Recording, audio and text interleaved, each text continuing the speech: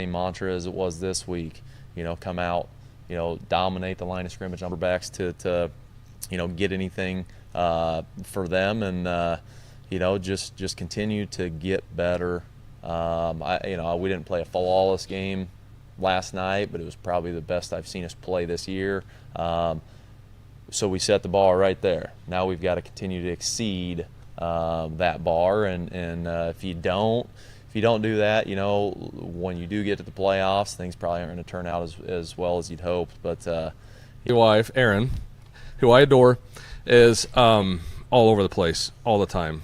Like, she keeps me on my toes. I have no idea what this question is going to be, and today is no different.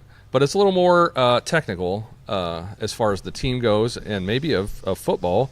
And I know the answer to this question, and I think a lot of our viewers do, but I want to hear it from you.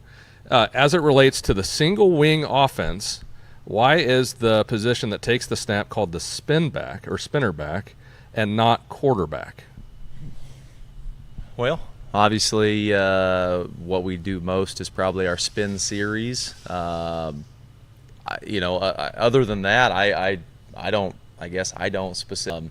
The quarterback typically in the old single wing was like our blocking back.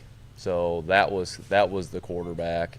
The spin back was more of a running back that would obviously spin and show some deception. But because we spin around. Oh, I mean, it's that simple. It really is. And like I said, I kind of knew about the spin series just from having a son go through the program, and I had that same question. But it's one of those questions that you got to ask it. Yep. You just can't overthink it. I guess you can't. And maybe there's a whole another reason for it, but I don't. I'd have to do some research on that one. Well, it's food, so It is what it is. So there it is on the Aaron Asks segment. But I know that style of offense has been gospel in this neck of the woods for a long time. Yep. And one of the questions that I have is, Coach, do you ever dream of tampering with that too much, or do you feel that is our identity?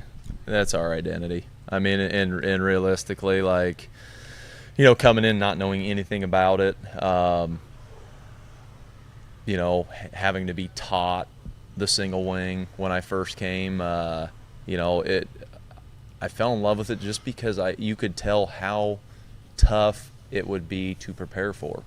We could be a spread team. Well, when we see a spread team, it's not like we have to rearrange or change anything up. We continue to do what we do, and a lot of times we'll face spread teams week after week after week, and it's like there's no difference. They might run some different route combinations, but preparation wise, we just keep building off what we did the week before. When you get to us, I mean, all the coaches I talk to, we're a headache to prepare for, whether than practice, emulating just all the spin and deception, emulating the physicality.